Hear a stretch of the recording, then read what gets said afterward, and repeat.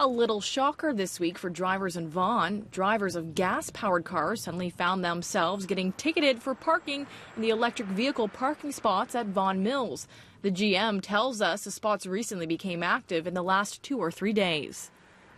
Well, that is not the only shock that drivers are feeling this week. How about that cold? It's hard enough on humans, but what about its effect on the electric car? Well, joining me now to talk about it is CEO of Plug and Drive, Kara Clairman. Thank you so much for joining us. My pleasure. So as any cell phone user will tell you, they know what the cold does to the battery. It dies really quickly. What about the electric car?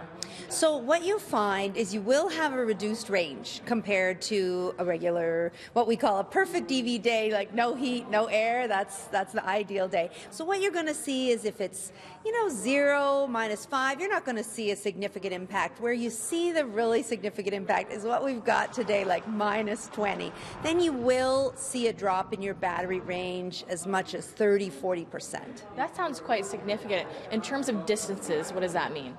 So, for example, I drive a Chevy Bolt, and that has 400 kilometers of range on a perfect day. In a day like today, I'm going to get something like 230 kilometers. So you drive an electric vehicle. How do you find the battery life is when it's this cold?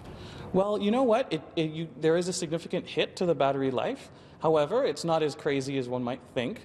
I think if you were to preheat your engine a bit, that keeps it going for a while. If you're a person who's taking a long road trip on a -20 day, then, of course, then you do have something to think about. Say if you're visiting family over the holidays. Right.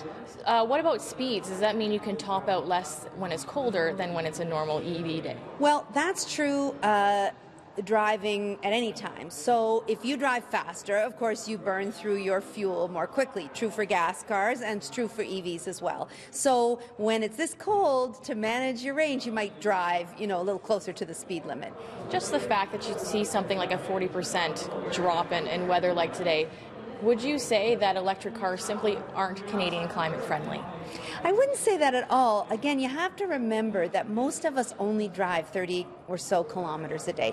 So for most of us, the range is going to be plenty. By no means are these cars not suitable for winter. I have to say, actually, their traction in winter is amazing because they have that really heavy battery underneath, and that gives you great stability in the snow. So there's lots of benefits as well. And they're certainly becoming more popular. In fact, the ministry tells us there's currently 16,000 electric vehicles currently on the road here in Ontario. So there you have it. It's not just humans being affected on a really bitter cold day like today. Amanda Ferguson, City News.